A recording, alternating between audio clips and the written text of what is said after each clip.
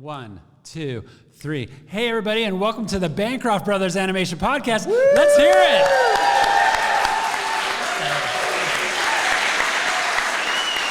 That's how you start a podcast. Tom, we are in a live studio. That's right, live. You can hear the echo. The echo's fine without you helping it. Oh, okay. Yeah, it's here. But we're in an actor's studio. We are in the town of Dublin, Ireland. Yay, Dublin. Let's hear it for Dublin, Ireland. I can't tell you how excited I am to be here, Tom. This is so exciting. This is the end of a week for us. We went on a trip to, we started out in Dublin, flew into Dublin. I lost my luggage at the airport. Let's talk about that. I don't even want to get into it, okay? One of our guests, Clare is with us tonight. We're going to get to her in a minute. She knows all about the luggage. Nobody wants to hear about the luggage. Are you going to talk about who? I get a little bit clamped when I think about my luggage. It's still not here. I had my podcast equipment in there, Tom. It did. I had some Pumbaa underwear that I had collected from 1994 in there, and it's lost. You were going to sign those and give those to Cole. They were part of the giveaway for Cole, yeah. Dang it. Sorry, Cole. There is a raffle later. We do have other underwear. Don't worry. Tom, you mentioned it. Cole Delaney is in the house here with us. I want to just do a shout out for Cole Delaney. He has an awesome podcast that he does called The Animator's Breakfast.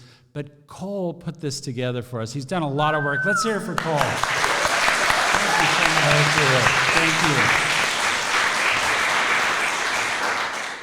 And while we are the host of this podcast, Tony, it is presented by today Animation Ireland. Thank you, Animation Ireland. They were helping us get this venue and also helped to get the word out. And second to that was the Cultural and Creative Industries SkillNet. Thank you for bringing the water. No, I don't know what else, but we do have a nice carafe of water. If you've got a skill, they've got a net to pull it in. SkillNet. Yeah. That's how you do that. This is why we don't have Toyota hosting. We don't have many sponsors, but the sponsors we have, we love, and you guys know who they are, I bet. You could probably tell us. I wonder. Yell one out if you know. Sketch Wallet. That's right. Thank Our you. friend Ralph Thomas, who started Sketch Wallet, it is exactly what it sounds like. It's a wallet. It's a billfold that you can put your money in. What do you have here? Euros? Okay, put some euros in there.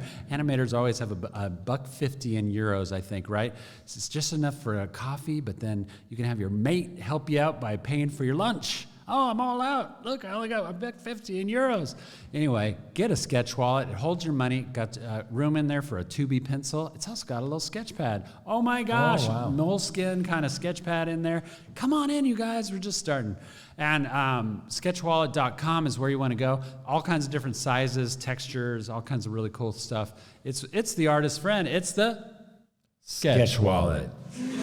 All right, and next up we have Stuart Ing Books. Stuart Ing Books, I hope you guys are using him, stuartingbooks.com, and you can go there and get all the best art books, art of Disney books, sketchbooks from different artists around the world. Stuart Ing goes around the world to all of the best conventions and things like that. Usually we're always talking about how Stuart goes to Europe and exotic places like that. Now we'll talk about... For you guys in Ireland, he goes all the way to America. Long Beach, California. And Burbank, California, and gets all kinds of sketch tools for you guys to check out and books from all your favorite artists. It's the place to go. Many of them are autographs, so check out stuartingbooks.com.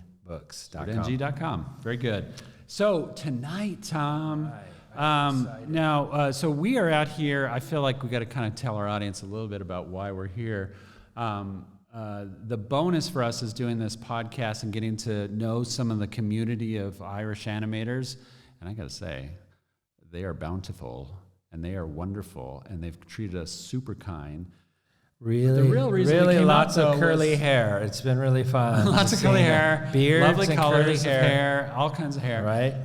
We're jealous of hair, so we mentioned hair. But went to Kelkinney. That was our main reason for being here, because Tom and I, with our friend in the back there, John Schaefer, producer and director of the film, and our producer friend Pam Darley. Pam and Tom, I got to mention, Pam and I, we go back to Disney. So do I. 27 years? Yeah, we've worked with Pam since we were in our 20s, literally. Yeah. So about half of the crowd here, about their age. Well, together, we're all making a 2D animated feature called Light of the World, where we have the honor and privilege to partner with Lighthouse Studios in Kelkinney. They're just down the block from Cartoon Saloon. Yeah. Matter of fact, so that's why we're here. We spent most of the week in Kelkinney and just had a kind of like one night before we leave here in Dublin. And so that's why we kind of threw this together very spontaneously. Thank you to Cole. But got the word out and got some students and pros in the audience. Thanks for coming. And I think this is a good segue to bring up our first guest. So we're going to have 3 guests tonight. They're all from the Irish animation community, and we are honored and privileged to have a new friend with us.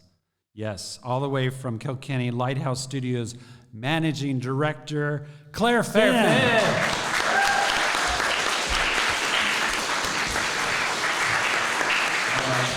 Let's get you set up. Yeah, we got to do the technical setup here real quick. Oh, this is live. You Hi, know folks. it. That feels good. Could I just ask Chris Dicker to take a photo? Oh, thank you, Chris. I can give it to my social comms person or I'll be murdered.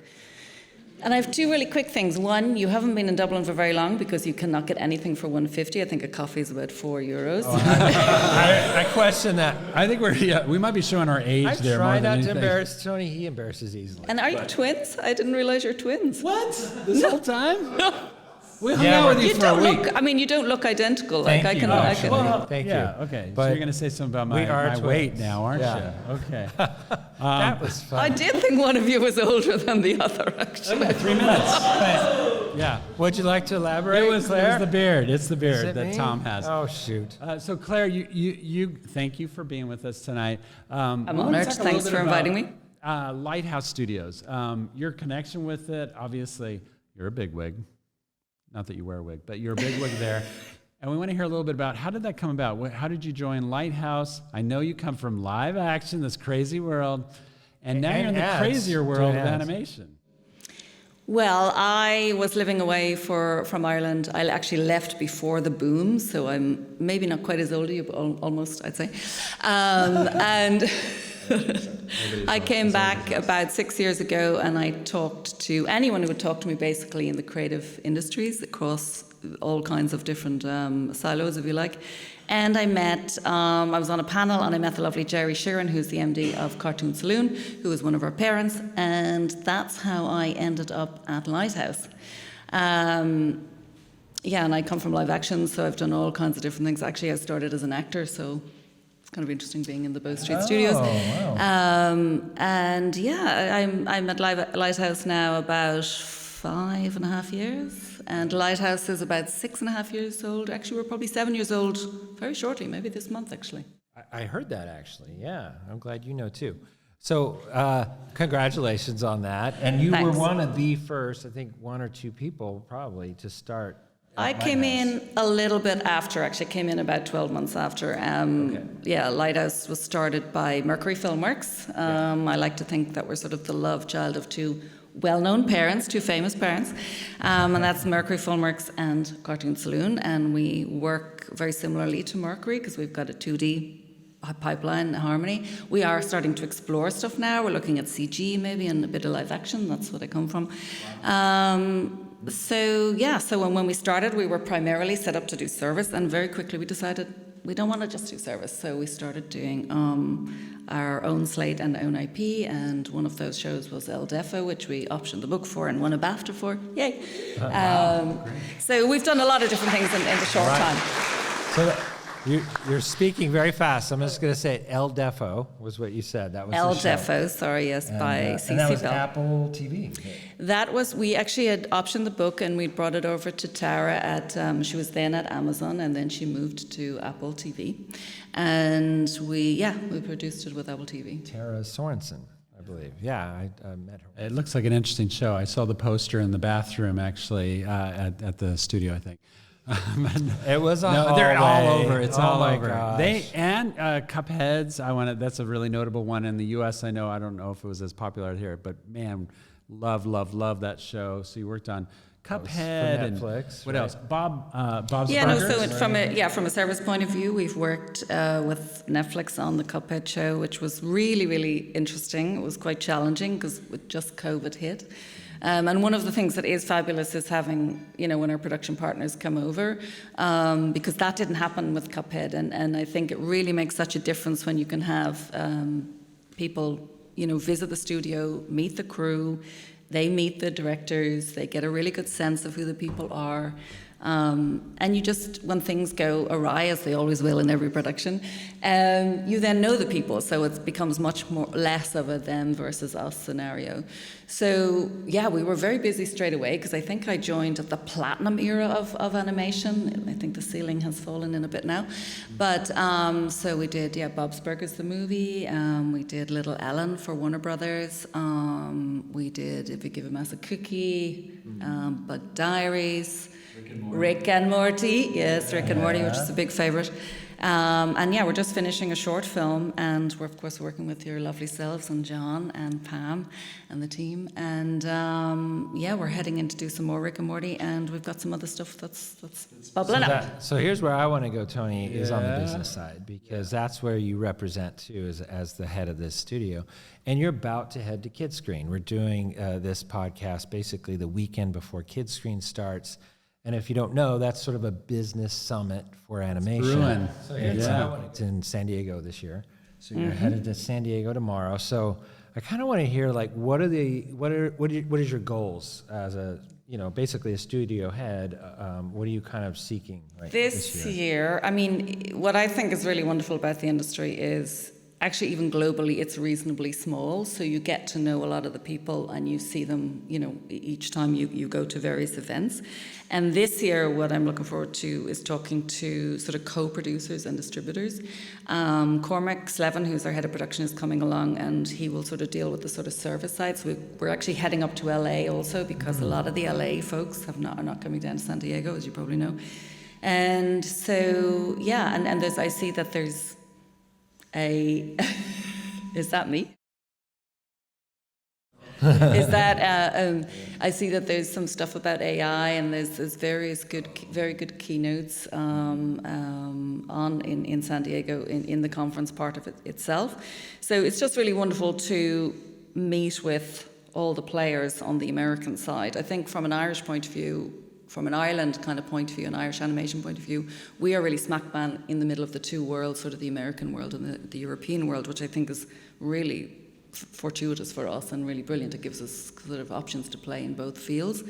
But San Diego is the Kids Screen conference is always really well run, and I think you get to meet, and it's very accessible, so you get to meet a lot of the bigger wigs at Netflix and Amazon and Nickelodeon and all those kind of places. So what would you say would, when you go there, what sets Lighthouse apart when you're kind of trying to vie for the attention of all the studios and the money, all that? Like, what are you're pitching? I'm assuming two different things: original IP and also service work. Yes, we are. But I mean, how do you guys feel like you stand out? What's your goal there? Well, I think that the Irish animation industry over the past 3 years, and as I said, I'm totally new to animation since I came to Lighthouse, but it is in itself, especially with the input and the support of the government through the tax credit, it is just now world class, and we are recognised as a centre of excellence. And I think from a Lighthouse point of view, we put forward that we have a very broad slate. We really do sort of fairly high-end work in the 2D harmony end. And I suppose we just, we would like to feel that, it's a people business. We have a very mixed crew. They come from many, many different countries, about 30 nationalities, which I personally think really makes creative zing. And I think I love that. I really like that. Yeah. We are very open, transparent company, and we welcome everybody, all genders, et cetera, so all colors, all what it means, et cetera. So, and from the artist perspective, we have a lot of students here, artists in the house, right? If you're a student, student, raise your hand. Okay, lots of students here too. They want you to do well at Kids Screen. They want you to get those jobs, Right. Because those jobs mean employment for them. They're all going to be rushing over, right? And we all want jobs from Clare right now. Can we admit that? I want a job from Clare. I love that. Right. But from the artist standpoint, it is true. You have to put yourself out there as the face of the company and sell, and have these meetings, all these things that introverted artists like myself just cringe at. Oh no, that's so scary. But we do thank you for doing that and putting yourself out there. What is that like from a business standpoint? How do you develop? I don't know. How do you talk to them? Say you're going to Disney TV and you want to talk to them about who you guys are. Give us a little bit of your pitch. I want to hear this. Yeah, I kind of want to hear this. I know. Yeah, this is the bit where you said you were going to put me on the spot, is it? Yeah, that's the next question, but keep going. No, I think, I just boil it down to we're all humans, and it's just a conversation. And that is really how I think the business... Wait, most of us don't understand that. You say conversation? Yes. That's hard. I think it's sitting across from somebody in front of somebody else and you just find something to connect with. I mean, that's how I do it. So, and I think also you just can't you have to be proud of the work that you do, but I don't think you can have an ego. I think in my role, you have to be able to listen to certainly in service work, you've got to be able to listen to what the production partners need, which I hope you can now have experienced all in the last 4 days. Yeah. And that's, we're there to provide that and to find solutions and to offer alternatives if, the things that you're coming up with are, way too expensive and too wild and the assumptions don't match what you've actually asked for. So that's that. I mean, yeah, I don't really know. I'm not sure what here's an easier one, because I think there's I know in the U.S. we just don't have a lot of tax credits, things like that. But here, that is a big part of business being driven to Ireland, driven to Europe, Asia, all those kind of places like that, but particularly in Europe. So tell us a little bit about how that's a perk. You said it kind of quickly before, of course, the tax credits, but a lot of people don't really understand how tax credits work and what that means to help you get work into your studio.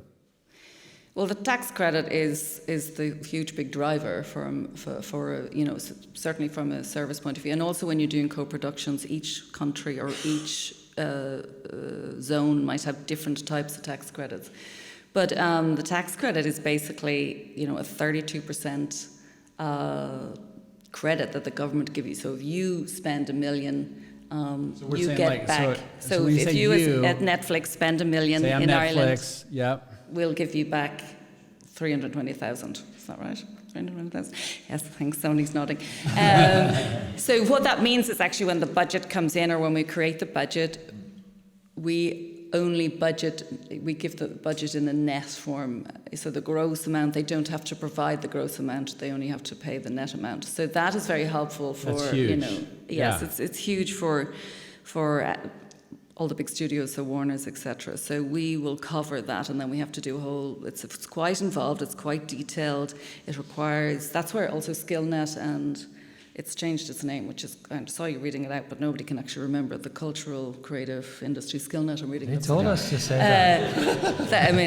It's a mouthful. We have to go through a big process to ensure that we bring on and train people, and there's a long process that is involved in that. So per X amount of money, we need to have one trainee. So over a course of production, that might be 2, 3, 5 million, whatever, you will have certain amount of, and you have to provide the program, and at the end you have to justify that program, and that's how the application kind of works.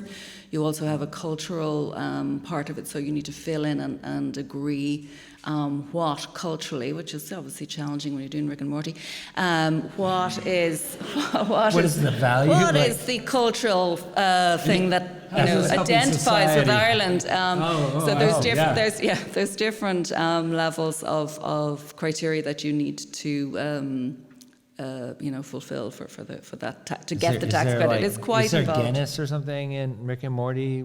I'm trying to figure out the connection. No, You don't remember what you I put don't on the remember what I form. wrote down for We it. wrote something. But it is a bunch of forms that you have to fill out just to get that tax credit. It's a very long, involved process, which I don't actually do, thankfully. It's, as you can tell. There's I know others that's others But do you do that? Do you that? do that work like before you start working talking to a Netflix, or does that come? You're kind of like, well, No, we you think do we'll it be in the after you- ballpark. Yeah. After They those. dangle the carrot. 35%. You just didn't even know the percentage, and then they go. Oh, I mean, that sounds one good. thing that is interesting is that, and this was interesting over in COVID, because we bring in a lot of crew from all different countries, and we're an IDA company, so we were set up through the IDA, which is the Irish Development Authority, super, super helpful. During COVID, we were not able to bring in crew, so that affects the tax credit because the people have to be based in Ireland. So that's literally what it is. They're spending their money and being taxed in Ireland in order for the folks outside of Ireland to get the money. And during COVID, obviously that was really difficult to do. So the government did kind of agree a certain amount that you could apply for people that you said you were going to bring in, etc. But you didn't get them in time and that kind of stuff. So it's quite a lot of work. It is more work when you're in a region like Kilkenny because you're not in Dublin. So it is harder for us even to go out to market to find crew. And speaking of finding crew, we are doing this 2D feature, you might have heard of it, and we'll be looking for a crew. We just put it up. I think that we're looking for some animators. I saw some on LinkedIn. You're putting out the word. So putting out the word. But they have to live in Ireland. Well, that's what I wanted to ask. Because of that. A lot of our students, literally, because we teach at Nashville, but I hear this all the time in the United States, is like there's so many of them that want to come to Ireland and take all of your jobs in the audience. And so you're going to love this. Get ready. I think there's quite a few non-Irish people here, is there? Or is everybody? Who has up Raise your hand. his? Yeah. A few. There's already a lot of people. Well, that I'm do just come in saying the and do jobs it, that are here in Ireland, so you can be Italian too, and they want to take your jobs also. But the point is they want to come over here and work, and honestly, many of them, obviously, at Cartoon Saloon, they're big fans of Tom Moore and the Saloon, but Lighthouse just the same. So the question is like, is that even a possibility? I just want to have this either close or open this door completely for the U.S.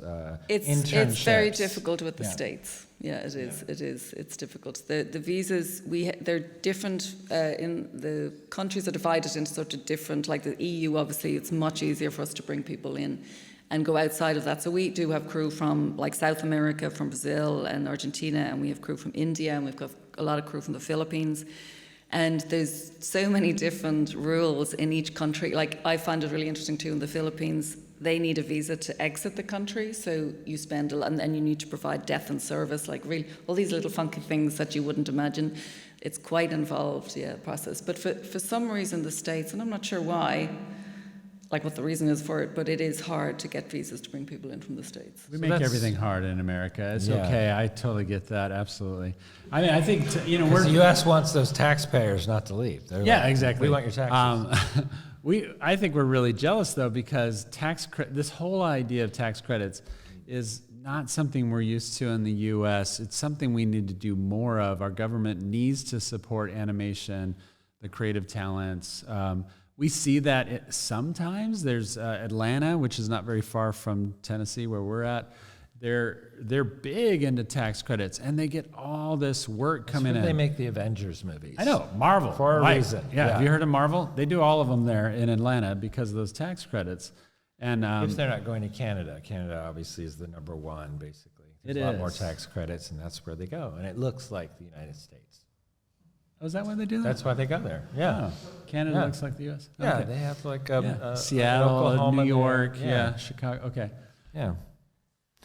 That was Anyway. fun. So Claire, so is there, I always wondered this because you're sort of, as you said, the baby of Cartoon Saloon and Mercury Filmworks. Mercury Filmworks is a studio in Canada. When you go to like Kids Screen, are you kind of competing for some jobs? Like, how does that work? You're like, oh, you want to go talk to them because We don't compete with Saloon actually, simply because we do very different work to Saloon actually, so that's kind of easier.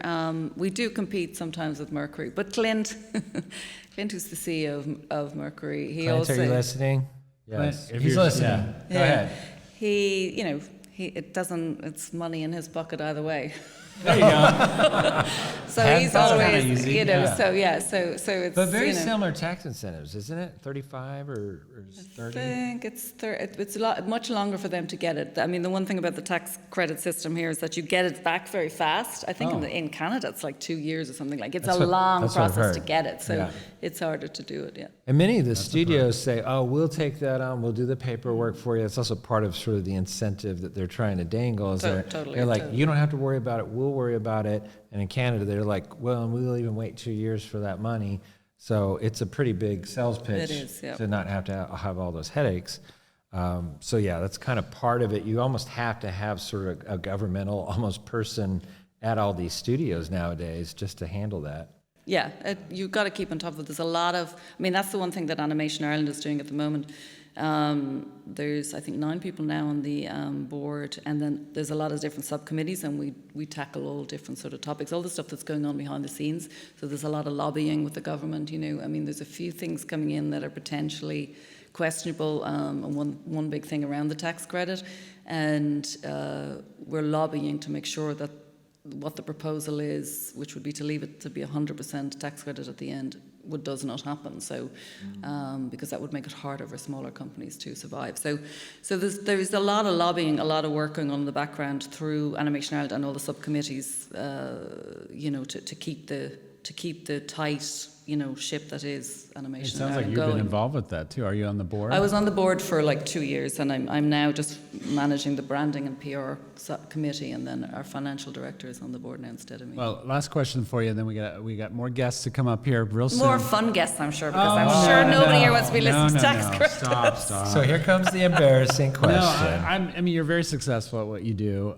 You're very polished. We love you because we're involved with Lighthouse now, and we've had some time with you and also your crew. Platonically, I know that got awkward for a moment. No, it really didn't. That You was- made it that way. You Oh, made it okay. that way. So Claire, what do you think are some to be a directing manager? Am I getting your title correctly here?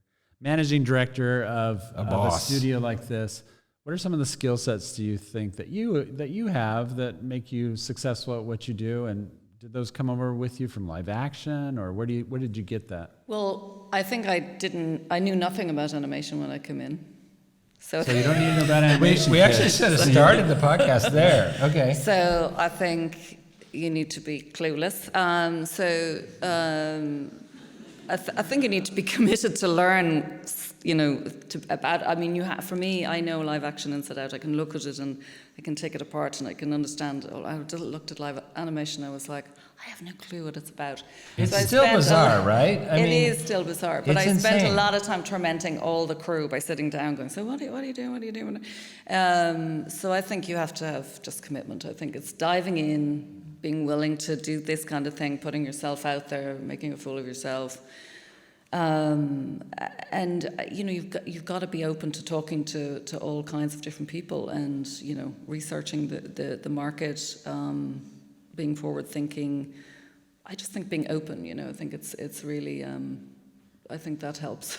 Yeah. I mean, you got to learn how to make a movie in slow motion. Yes, yeah. Well, it's just very different. You were used to Yeah, things yeah. happening, right? Yeah, But it's yeah. schedules and budgets, it's things that you're Yeah. used to for sure. But Yeah, also all those things people can- relationships, and you're good at that. I think, yeah, you learn it over the years. And I mean, in live action, I think too, because you're constantly moving and constantly talking to people all the time. I don't know that. I mean, it was funny when the very first time I met Jerry and I had a coffee with him, and he kept saying to me, I noticed it 4 times. He said, it's very quiet now. Animators are very quiet. It's very quiet in the animation studio. You know, it's very quiet. They don't talk. It's very quiet. I was like, God, are they quiet? They're that quiet? But it is really interesting. It's a very different dynamic. And you know, I think once you dive into it, it's amazing. And I've really come to appreciate the art form and the many, many different genres. And I think the rise in, for me, which is interesting, the adult animation, I think it's really interesting. So there's just... Yeah, it's really fabulous, you know. And Well- I have to say the people are really lovely. The first time I went to Kids Green, I was a bit suspect. I was like, are people really this nice, this relaxed? They are, and it's a really lovely industry to work in, actually, I have to say. I agree. So I was going to ask you all about AI, but we'll have to save that for next time. We had a dinner Tax credits together. to AI. I know. I had a whole, I leaned over and I was like, let's talk about AI for a little while. And we did.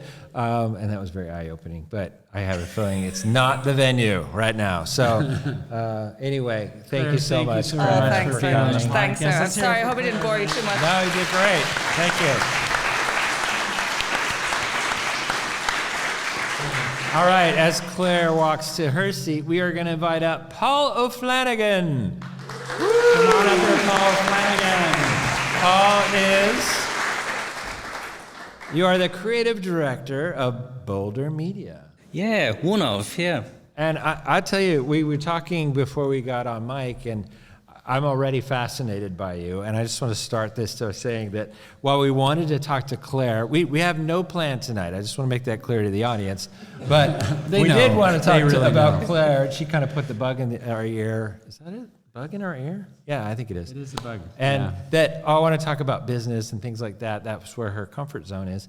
When we started talking to you, I felt like he's our history guy. We're going to talk about the Irish industry history with Paul, because you've been here for a long time. So let's talk about when you started, and did you go to school locally? Yeah, well, I went to, like a lot of animators, my age, I'm like mid-40s.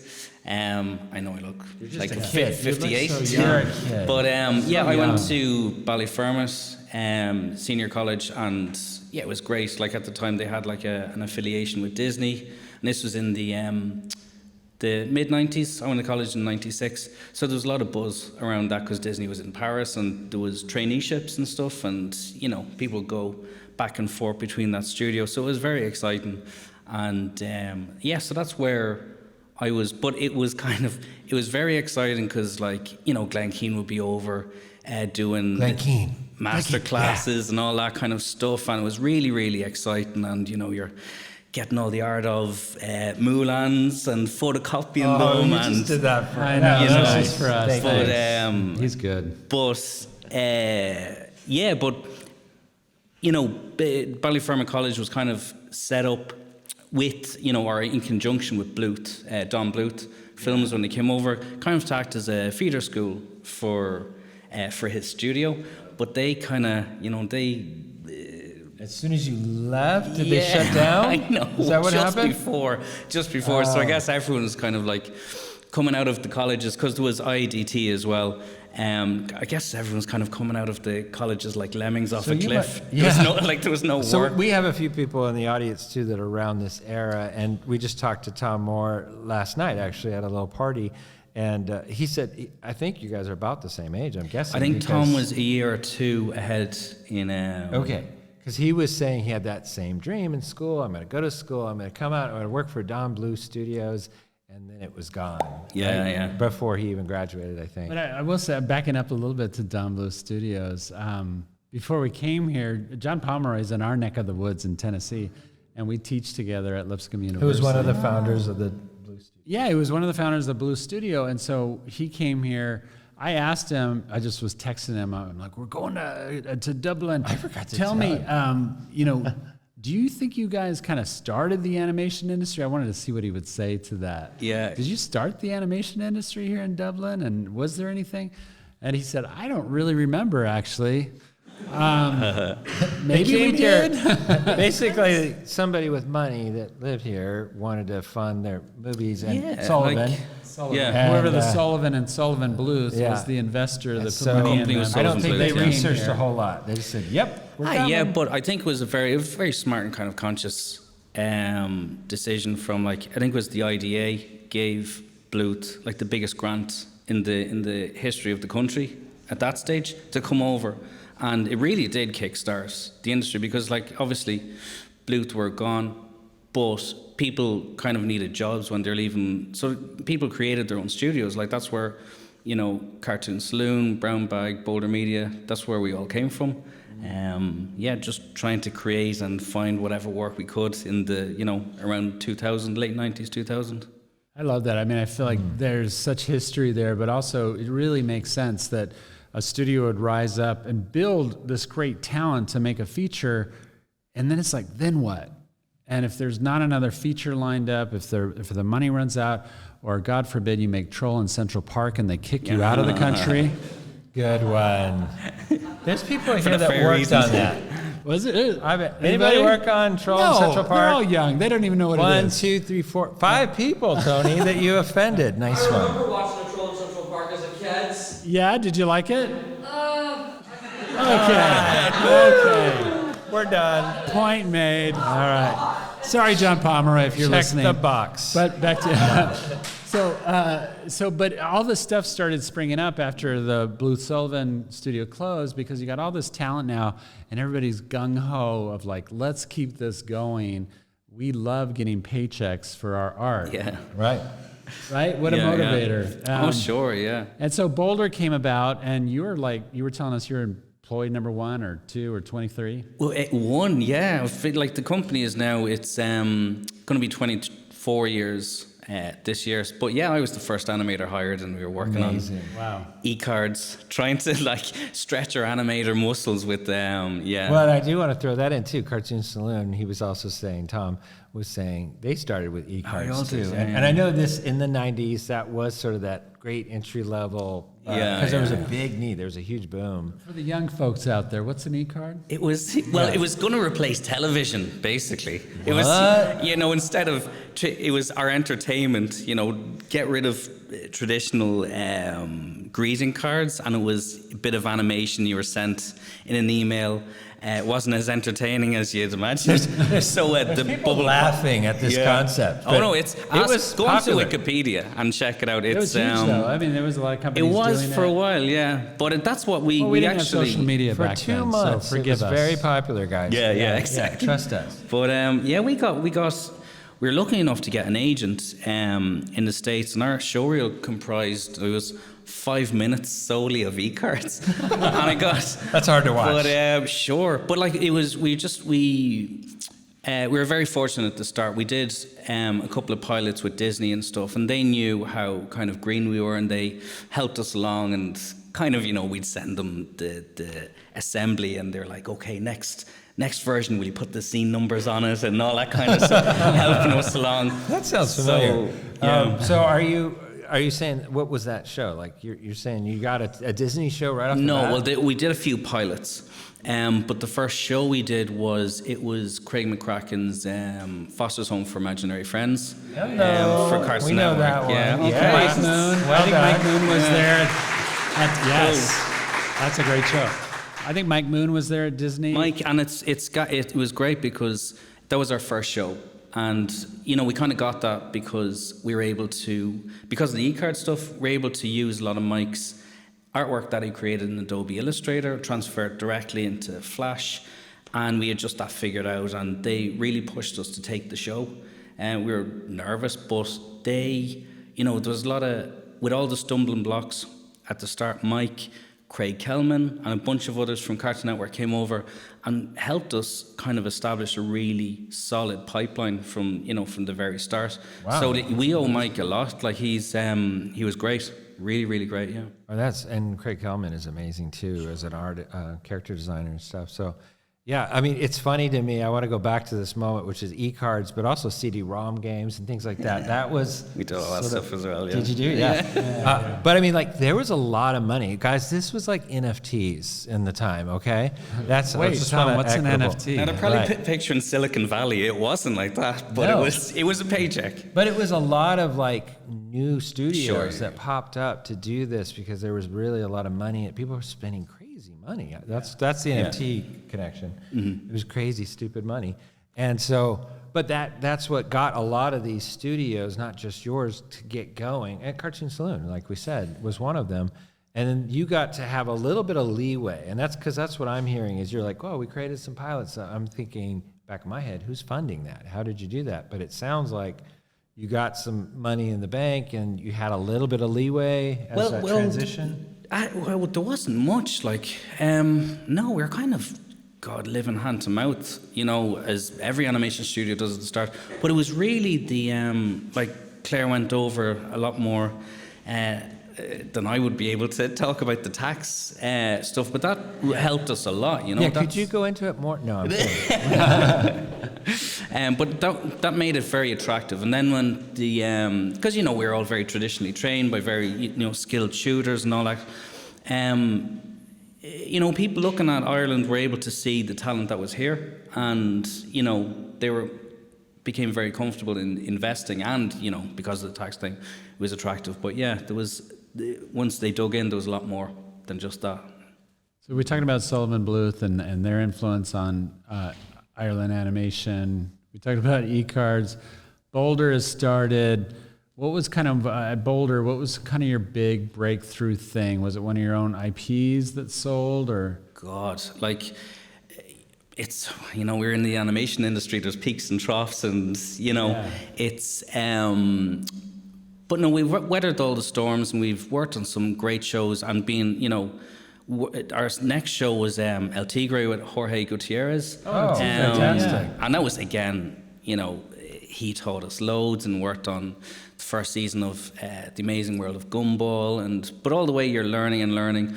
We spent a few years. We were owned by Hasbro for a few years, and we really got to cut our directing teeth on that. So we were creating and you know, designing, writing everything in house for a while, and we were working on those shows. You know, rejuvenating old IP on their end. But now we have new owners in Australia's Princess Pictures, and they've given us a lot of autonomy. So, you know, we're doing a lot of. This is the first time now, really, we're getting our, you know, getting our heels dug into developing fresh ideas. So, hopefully, with all that, you know, all those great shows we worked on, you know, we're going to be known for the stuff we're about to create. Yeah.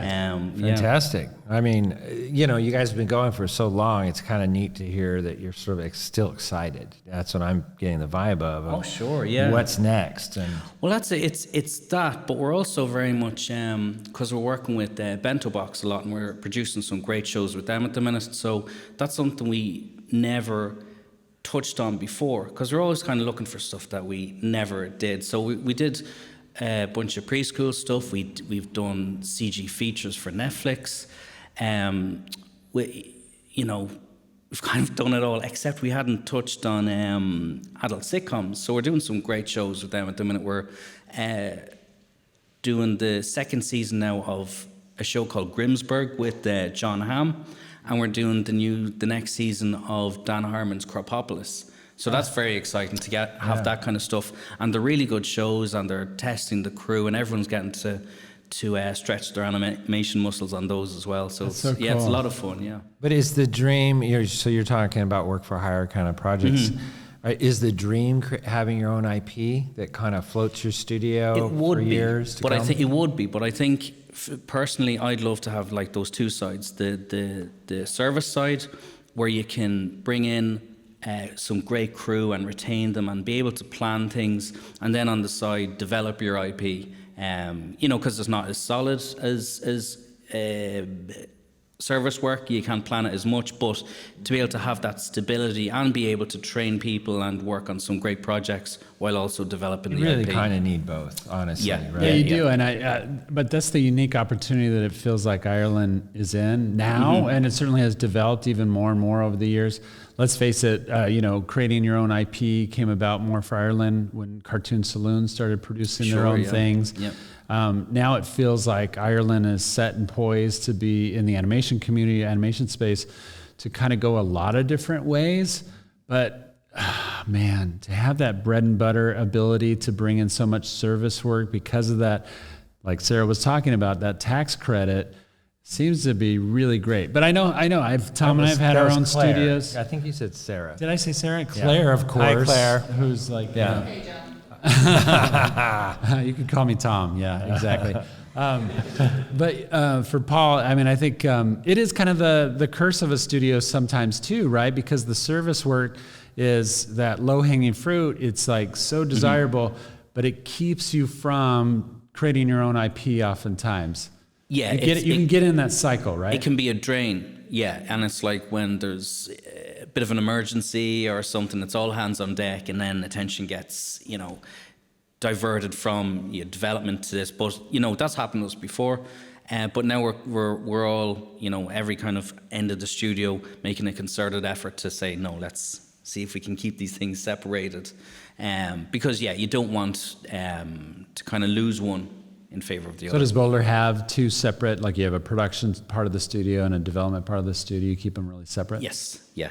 Now it's very early days, but that's how we're starting off, yeah. And is that new? That makes that's smart. pretty new for you guys.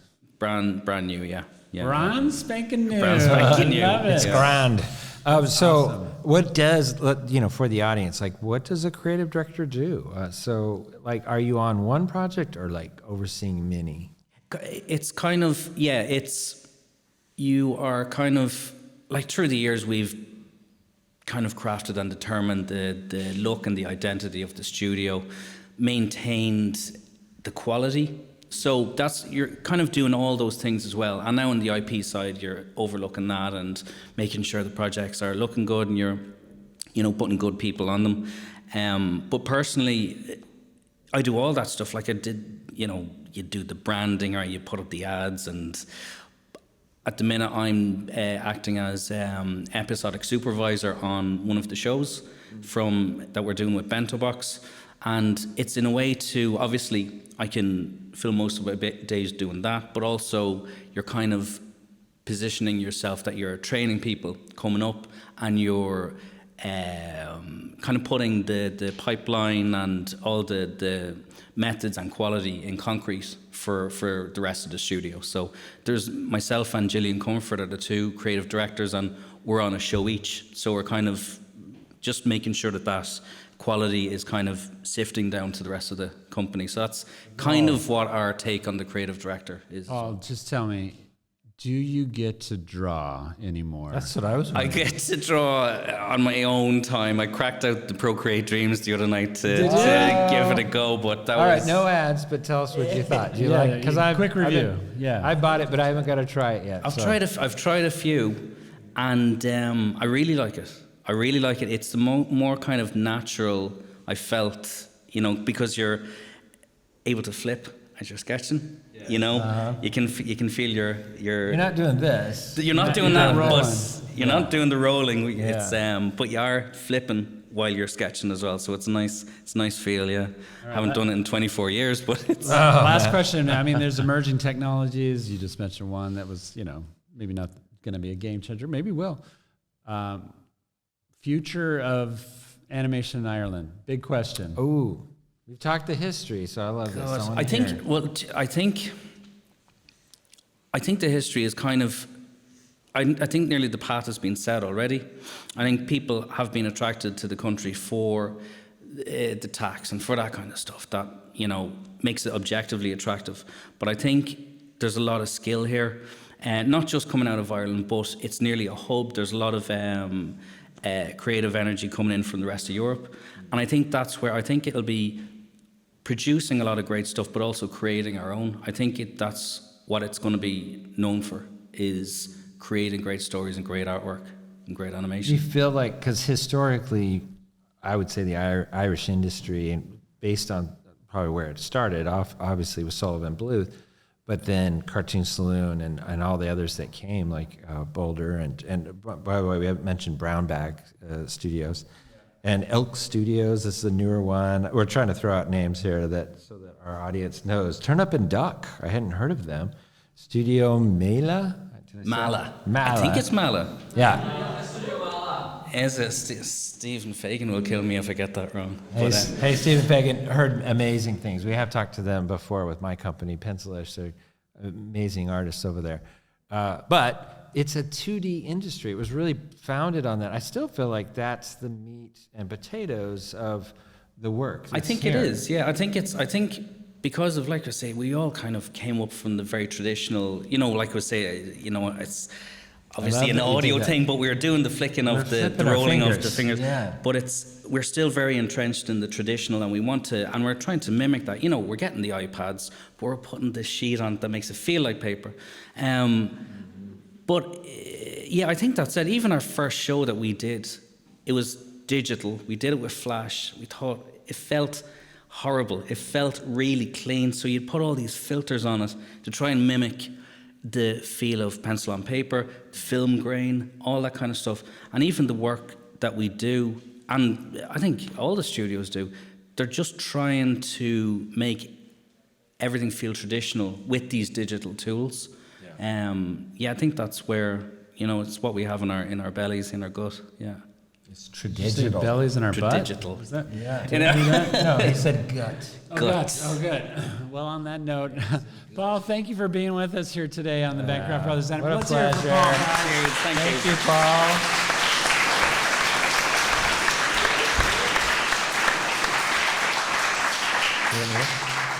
Tony? I was just impressed that I really thought that was the first time we had a guest that said the word butt on our podcast. We've said it many times. Yeah, we're trying to get Glenn Keane on the podcast to say belly and butt. Belly and butt. Belly and butt. Next up, our third and last guest. Come on up. This is Evan MacNamara. Hello. I love the excitement, Evan. You got some real fans here, Evan. So he's a rock star. He's over at Matchbox Mountain, previously Paper Panther. I haven't heard of either. Tell us a little about it. So this is kind of like the different generations almost of Irish animation. So Paul, and you already know, like Tom and the guys in the saloon, they laid the kind of a lot of the bedwork. We had Sullivan Bluths before then, but we also had Murakami Wolf, which was like the Teenage Mutant Ninja Turtles. We're done over here too. Yeah. The story for myself is I've had some interactions with Boulder, some interactions with Cartoon Saloon, Brown Bag throughout the years. You're a floater. You've been all over. Yeah, kind of, yeah. I like swimming. But Animation nomad. Yeah. And we originally, we graduated, myself and a classmate of mine, Padraig Fagan, in 2007.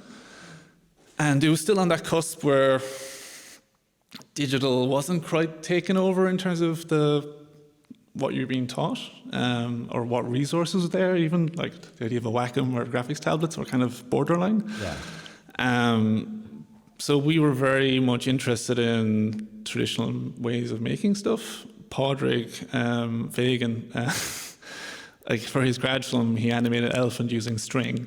This is kind of the mindset, Right. Of Handcrafted kind of. That's and there's a lot of history of that here. I feel like there's still that love of handcrafted kind of work, and if you can't do it, by hand, at least make it look like it was. Yeah, and it's like that DIY thing. I mean, like, again, Paul has a really good foundation in that actual traditional aspect. It's not out of nowhere that he can do really great stuff digitally as well, Yeah, let's talk about Paul like he's not here in the room Yeah. still. I love This is that. fun. But so we got funded to do a short film, and this kind of laid the path for myself for the next probably, like 10 years. I was working on short films. In Ireland, we have funding schemes for short films. Oh, I'm so jealous. Well, yeah. I mean, it's probably not much money. Okay, I temper that a little bit. It's good. Like there's always a thing where you don't have much money, but you also don't have much time, and it's like, it's almost similar to the. That sounds like Are every you saying, project I like, made they're- outside of Disney. They're giving you money, and they're saying, but also we want it next month. Well, not that bad. I know, It's, but they put a deadline on it. Yeah. Because it's part of the remit where they have, okay, we funded X amount of projects this year, they've been released, and so on forth. But yeah, so we were working on, I think the first project we got funded for was a black and white horror film set in the west of Ireland in the 1910s, and it was in Irish. Animated? Yes, it was cut out. So Well, actually, no, that was the first one we got funded as a company. But previous to that, there was a guy that a lot of people maybe know now, Barry O'Donoghue. He had set up a studio called Barley Films, and he'd be kind of developing feature stuff and also kind of accepting people to pitch like short films that he would produce under this funding scheme. He'd help get in front of the funders. So we got funded in 2007 to do kind of like a modern fable, mixture of Super 8 footage, cardboard, tin foil, oil painted glass animation as well. And then the real trick of it though was we didn't really have the availability and budget, technologically or otherwise, to shoot it practically. So everything was actually like the only thing that was actually shot in stop motion was the oil painted glass. Everything else was shot digitally, well, except for the Super 8 film. That was Super 8 film, but we just had to like mix everything together. Wow. So that kind of set up what I became known for at first, which is a little bit of a technical figure outer. You know, we just gotta like I like that. see what things you need to put together so that they aren't fighting with each other so much. Basically, if you needed technical stuff, hand done, and you didn't want to pay very much, they came to you. Kind of, yeah. Okay, awesome. Yeah. That's like a budget. There's a legacy. I feel like a lot of people, you talked about roaming around the industry as an artist and doing all kinds of things. You've obviously been involved with a lot of projects.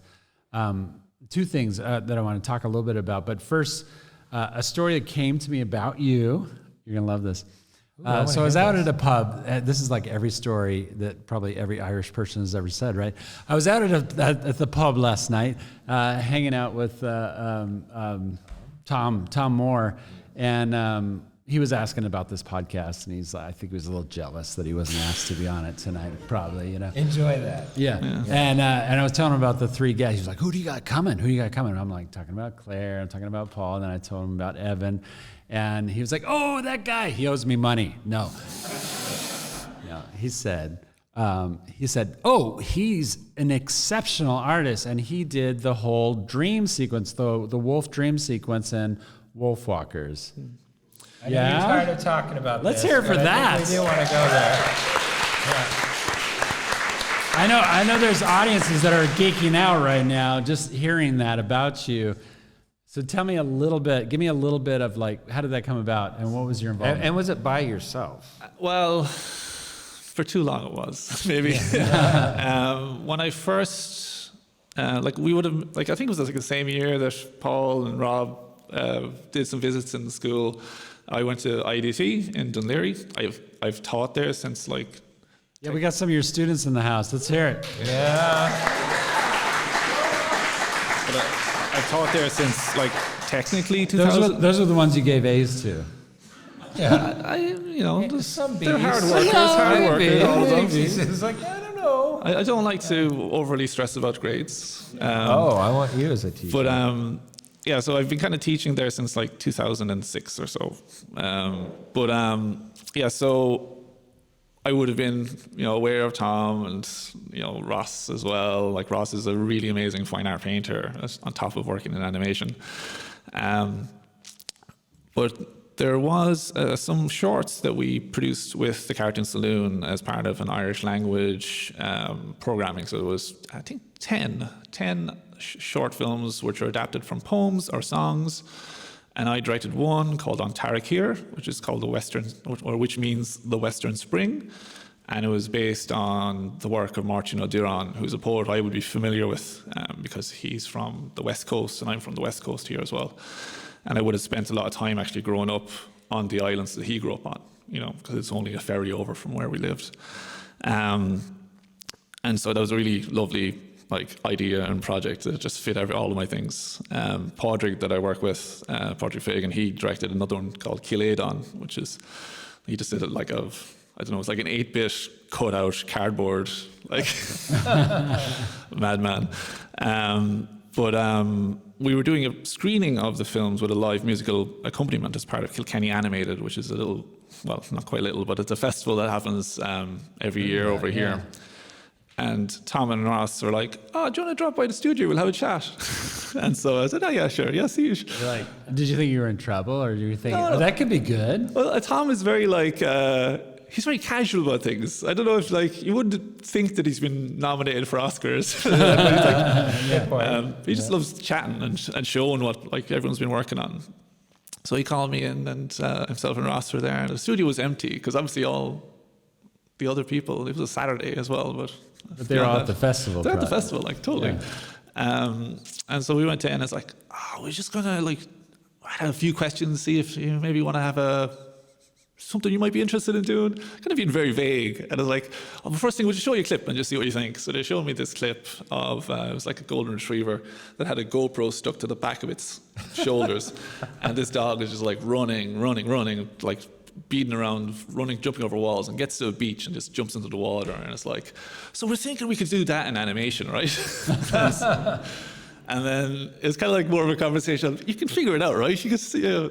But they don't. They're pros. They know what they're saying. They know that this is going to be frame by frame, hand drawn that they're throwing at you. This isn't going to be CG, technical, like any of that. Nothing's Did going they to talk save about the you. medium that they wanted to do it in at that time? Well, they actually had as part of the pitch. So again, like similar to what happens in the States, but you would be pitching internally maybe when you're pitching your features and all this kind of stuff. Over here, they have like a cartoon movie and a bunch of other places they pitch to, and it helps get production funding, co-production funding, all this kind of stuff. So they had a concept trailer which featured a small little bit of wolf vision in it that was like brilliantly animated by Emmanuel Asquier-Brassard, who's just an amazing animator. That's easy for you to say. I have to practice, honestly. He's just a really like amazing artist, and he worked on Wolf Orcas as well, and did a lot of mixture of effects animation, character animation. He does not, and he can't do it like really. So he'd done this gorgeous piece, and was like, "Yeah, this is kind of like Emmanuel's work, and you know, what do you think?" Something like that.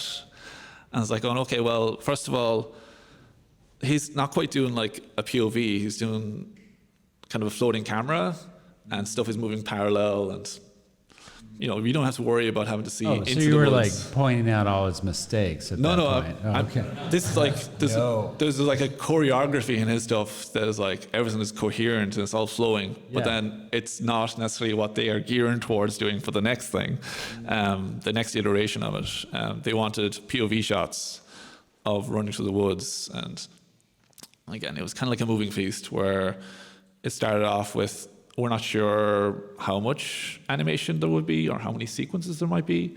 Initially, it was going to be just one, like, almost music video for the Aurora piece, Running with the Wolves.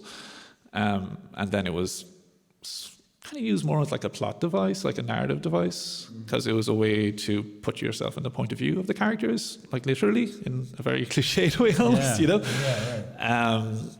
So then once that happened, it was cut in amongst other things. So we kind of had to rein it in and match the rest of the film more, so it didn't disrupt, you know, it didn't break the suspension of How did disbelief. you figure that out, of having to get behind the eyes of a wolf, and how did you negotiate that? Well, I have dogs myself. Yeah. So I'm Okay, sure here we go. most people here have at some point crawled along on all fours, barking.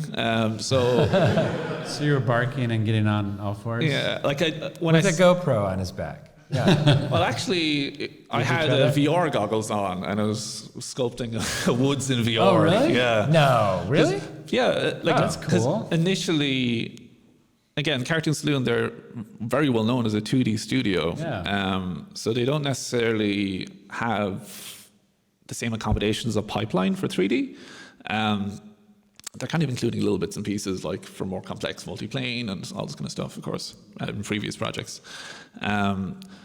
But for this, where there was like, it wasn't just moving in and out, it was moving around, moving through and under.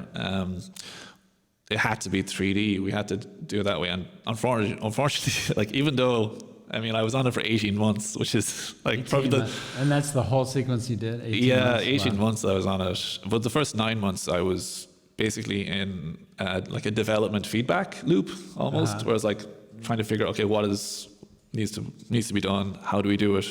how do we make it pipeline friendly before we get more bodies on it, you know? Right. Make your mistakes then rather than when there's 15 people you're feeding work to. So it very quickly turned out that, yeah, we did need 3D, more or less because of how, and this is like Ross is very traditional minded. He wanted to feel like the graphite on the paper, the charcoal on the paper. And I was like, okay, well, love that. Good. Yeah, I'm That's how you would do it. Yeah. Is that what you said? Well, but I'm already surprised because where you're headed is, again, very different than what Tom and them are known for. So, but I'm hearing a lot of handcrafted background from you. Like you're the artist that they approached to do this job. And then all of a sudden you jump to VR and goggles. And I'm shocked. I did not see that coming. Are you saying that you were actually like sculpting like Quill or some other software, sculpting it out in VR? Was it the program Quill? I used Quill for like a really, really, I think I spent 30 minutes just creating this very, very rough test to say, okay, well, and Quill is, it's kind of like a planar sculpting tool. There's not like a lot of depth, but you can like do strokes in space. So I did like a really quick test to show, okay, well, natively, this is what the mark making is like. You could probably get more out of it. You see, I think Goro Fujita, he does a lot of stuff with Quill. We know Goro. It was also quite handy because I myself, I have like a limited 3D like experience. We did a little bit of 3D Max in college. I think I've done maybe 2 jobs that involve 3D, like sculpting kind of for idents and things like that. And for one of the projects I'd done before then, I was like the animation director and character designer and kind of technical supervisor on an oil paint on glass film that we used 3D previs for some complicated things like ships, divers' helmets, but everything else was just 2D, you know.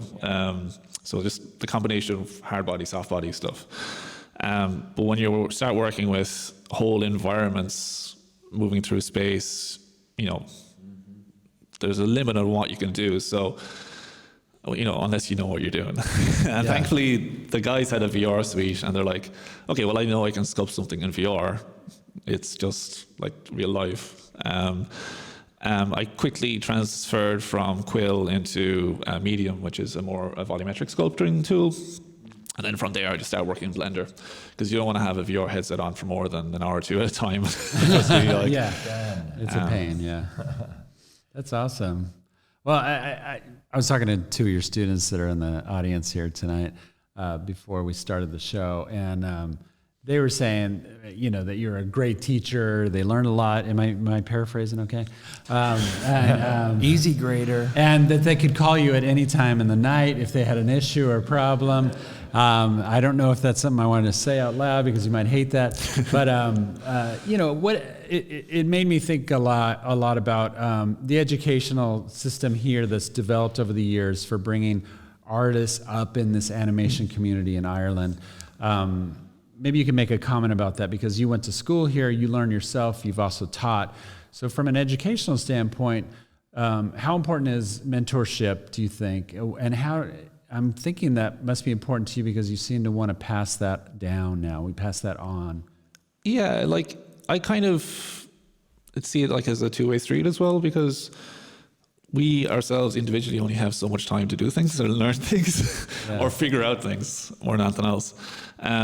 So even, say, Christian is currently about to start on a cutout project.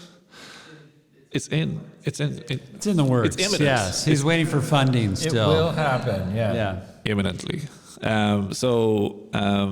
Paul, who's he's also a lecturer at IDT, the same as myself. And actually, we collaborated on a project just before Christmas as well. But I kind of mentioned to Paul, oh yeah, I have a design for a multi-plane camera set up with it. It's like extruded aluminium and all that kind of stuff. So I just sent it Paul's way, and it's like, oh, now they have a multi-plane as well. But like, it's again, oh, excellent, yeah. I've had many in my house over the years, so. But it's like sharing stuff. It makes it easier then, because then there's more people can do things. Yeah. Like rather than if you silo information, it makes it difficult then to actually make animation, because as much as anyone, like, it just takes so many bodies. Yeah. Otherwise it never Very gets done. collaborative. Yeah. Yeah, you need inexpensive labor. But That's not what you're saying. No. Okay. He's talking about passing it along. But yeah, it's trying to make it as transparent as possible. Like, okay, well, there's no real mystique around it. A lot of times it is just applying yourself. Well, how exciting to be a student of yours. And Tony and I have done this too. We've worked with students on projects, but like that must be like a huge deal to get to work with you on a project, and it's funded and the whole bit. And, what a great thing to graduate with already some credits, basically.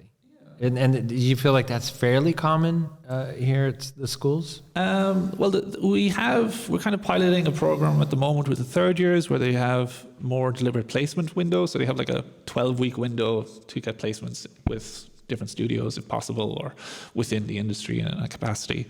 So we're trying to, and again, it's almost like what Claire was saying earlier on, where it's the point of contact, it's the people you meet. And if you're on their radar when you're in third year, then they see your portfolio land on their desk, goes, wait a minute, I remember them, Yeah. We teach like animation workshops as well with my company, Matchbox Mountain. So like just before Christmas, we had a workshop with a refugee group in Athlone. And as part of that, like we had a big screening and all this kind of stuff. But I've taught students in primary school, and then I've seen them come into the college later on as my student, 10 years later, Wow. which is mad. And they were probably influenced by you at that very early age, and they saw somebody in Ireland that was doing something really cool, and you ignited a fire. I guess I just wanted to nail that, really up and put a spotlight on it, because you are contributing. I mean, all of our guests here are contributing to the future of Irish animation and being an inspiration. Does that mean a lot to you? Yeah, it's funny though as well, because sometimes, like, say, 2 years ago, I was asked to work on a Studio Mala project. It was the Kazazi Moto Generation Fire series. They produced 2 of the episodes with Triggerfish. And Cora McKenna, who I would have met on Wolfwalkers, she worked on Wolfwalkers briefly. And I had completely forgotten it, but it was only after I had started. She was my director on the project. She's like, oh yeah, you taught me years ago. So it's like, it's the flip side of it as well. It's like, these kids, they're too fast for me now. They're really We tell all our students, please hire me one yeah, day. totally. Yeah, Yeah. yeah. This is my business card. Yeah. That's right. This is why we do it. That's how you keep it going. Grease the wheel. We're going to do something in a minute for the audience here to have some fun. And we have a giveaway of some prints that Tom and I brought with us too. Some Mulan, a print that we'll sign for people in the audience, or Kronk. I don't know if you've heard of Kronk from Emperor Sneaker. This is the right generation. I guess think. so. I guess so. This is their vibe. And I'm transitioning. Tom doesn't even know where I'm going with this yet. No, I really don't. I'm transitioning because I want Evan to throw out. What I'd like to do is do some trivia questions with the audience that has to do with the Irish animation industry. So I'm going to turn to you. Think about it for a second here, and I want you to, also our guests, to think of a question each. And maybe we'll just do 3. We have 4, but we'll just do 3. Claire gets 1, Paul gets 1, and Evan gets 1. And so a question that your audience here, of students, of people in the Irish animation, something historical. I don't want to give you too much information. I It want could you be to come up topical, more recent. about a film or something particularly Irish in the animation world that they would know and could answer. But just hard enough. Like, Just not a like little who twist. directed We Secret really of don't want to give Cows these or, prints away. I might sell them Thanks for later. buying me and so time. to give them away for free is hard. But yeah, do you have a question? What do you think? I guess if anyone knows what the first Irish film, short film to get nominated for an Oscar was, You have to raise your hand. short animation. You saw him? That's right. What is it? Say it again. Give up your old sins. Give up your other sins? Owl, like old. Oh, owl old sins. sins. Okay. Old What's your name, sir? Niall. All right. Wow, good job. Good job. Woo! Okay. Okay, yeah. See us. Let's hear for Evan, too. Thank you, Evan. All right. Claire is in the hot seat. Claire, come on up Claire's here. in the hot seat. All right, here's Okay. Claire. This was Tony's. And by the way, we'll give you the prints. Niall will give you the prints after this. We have to actually go back to America and get them and bring them back. No. We have them here. No, yeah. But it'll be a moment. Claire, I bet you have an amazing what? Because you've been in the industry for so long in animation. For those that right? are listening to this, I'm going to she's see in how shock. well you were listening tonight. So who remembers what percentage the tax credit is? I think you were first. 32%. Awesome. All right, wait, hold on. We met you before. Is it Ivan? Oh, Tom's so good with names. I know. I Yeah. just wanted to Okay, try. Paul, you're on the hot seat, buddy. Come on up. Okay, so remember, you won. All right, so now here comes Paul with a historical question. Well, okay. There was a lot of Don Bluth talk, so we'll go with the Don Bluth. I like it. This might be a bit of a sore spot for Disney animators. I like it already. Okay. Keep going. So, all right, might be a bit tricky, so it'll be either a short or a feature. So, in the early 80s, Don Bluth, or was it the late 70s, kind of I don't know what you're talking about yet. cleared out of Disney and took half the animators with him I know what you're talking about. to make what short? Their very first I know. short that opened Ooh. the studio. Banjo the Woodpile Cat. Banjo the Woodpile Cat. Excellent. What's your name? Terry? Jerry McGrory. I'm an animator with Cavalier Productions. Awesome, Oh, Jerry. okay. Cavalier. Awesome. Thank you, Paul. Yeah, we got to wrap up now, guys, but this has been awesome. Yes, you will get your signed prints, so come up, the 3 winners, when we're all done. I just want everybody to know, we have really enjoyed this trip to Ireland. It's our first time to Ireland, and we're looking forward to the Guinness Zero. We hear those are wonderful. We're not much of drinkers, so... but anyway, They're like, Guinness Zero. yeah, they're like, that's Wimps. impressive. Nice. Wow. A fake All right, we're beer. showing our age now. Yeah. So anyway, we've enjoyed it. We've loved getting to know you. And yes, there's a little jealousy. I mentioned it earlier. Not only with your tax credits and things like that, but honestly, with just the culture you guys have. We are in Nashville now. We're trying to build an animation industry in Nashville. And yes, you guys, and a few of you old people, have been here for a while, and you remember what it was like beforehand. And, and so you get to see, you're getting the rewards now, I feel like. And, I think what he's trying to say is this is the future. As we look out into this audience here, there's so many young students here. You guys are the next generation. I hope you cling to that. I hope you hear from these guests here that were pioneers. And yeah, come up and meet them and talk to them. Get their phone numbers, call them at 3 o'clock in the morning, whatever. But, appreciate the fact that this is something unique. Tom and I are part of an animation history in the U.S. that goes back way before us. Yours is like, it feels so fresh and new, and it's building in such a big way that the future is super bright. So oftentimes, our students back in the U.S., but I'm sure all of you feel the same way because it's a universal feeling from students. It feels hopeless. It feels like, where's the studio going? didn't see that one coming. Am I going to get a job? There's a point here. Yeah. Am I going to get a job when I get out of here? Land the plane. It can be a tough time in animation, but I do think that, we've always said that animation is cyclical. At least we've seen that in the U.S. market. I think that's really true here too. And we've just been really impressed with the tightness of the animation community here in Ireland. Keep that. That's your strength. You guys have a unique vision and a unique storytelling point of view because of your background, because of who you are and the culture that you're in. We want to see that. I know that from the U.S. standpoint, we want to see those stories come to light. I think So what good Tony's luck. trying to say, no. We're going to land the plane on that. But honestly, guys, this has been a lot of fun. And thank you for being a part of the Bancroft Brothers Animation Podcast. And Tom, as we always say, Animate from the heart. If you like what you just saw, please consider subscribing to our YouTube channel, Pencilish Studios.